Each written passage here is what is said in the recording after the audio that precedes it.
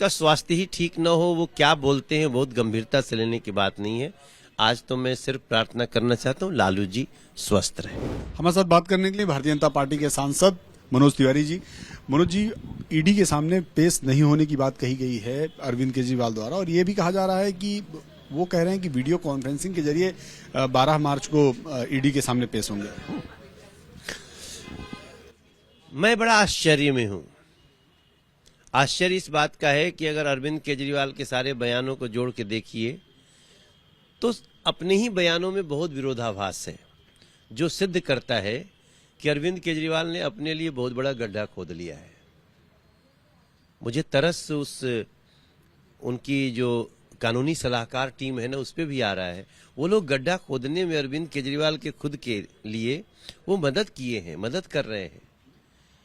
अगर आज आपको लगता है कि हम 12 मार्च को के बाद देंगे तो फिर लीगल हो गया, गैर कानूनी नहीं रहा है अब, और पहले गैर कानूनी था।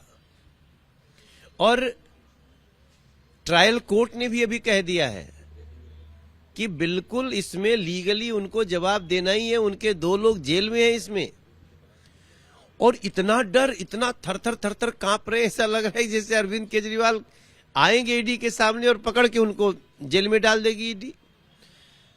और तीसरी जो चिंता की बात है कि अरविंद केजरीवाल जिन्होंने शपथ लिया है कि मैं संविधान के प्रति सच्ची निष्ठा रखूंगा, ये निष्ठा है। ये आप सिखा रहे हैं दिल्ली के बच्चों को, दिल्ली के भविष्य को, कि कानून का पालन नहीं करना चाहिए। मैं समझता हूं अरविंद केजरीवाल जी ने अपने को जितने डर डर के भाग रहे सवालों से, उन्होंने सिद्ध कर दिया है कि वो इसमें भ्रष्टाचारी हैं, उन भ्रष्टाचार किया है, और इसमें उनके साथ कड़ाई से कानून का पालन करना चाहिए। आम आदमी पार्टी कह रही है कि ये जांच का विषय नहीं है, दरअसल ईडी अरविंद केजरीवाल को गिरफ्तार करना चाहती है। ईडी तो सवाल पूछने बुला रही है।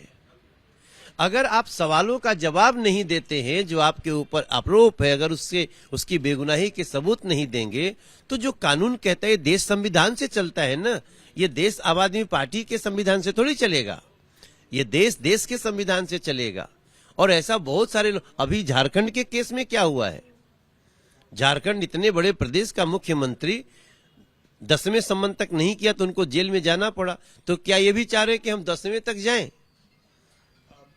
आज उनका बजट पेश हो रहा है दिल्ली सरकार का, कह रहे हैं कि ये राम राज्य बजट है, इसे आप किस रूप में लेते हैं?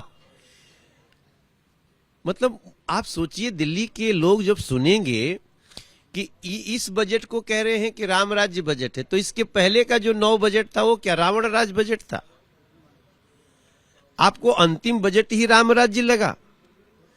बजट तो आपका पहला भी राम राज्य, तब तो आप राम को मानते ही नहीं थे। तब तो आप राम जी के मंदिर की जगह अपनी नानी की बात सुनाते थे कि वहां राम जी हो ही नहीं सकते। तो ये सब अब जो इनको चारों तरफ से भय दिख रहा है ना, अब ये जा रहे हैं।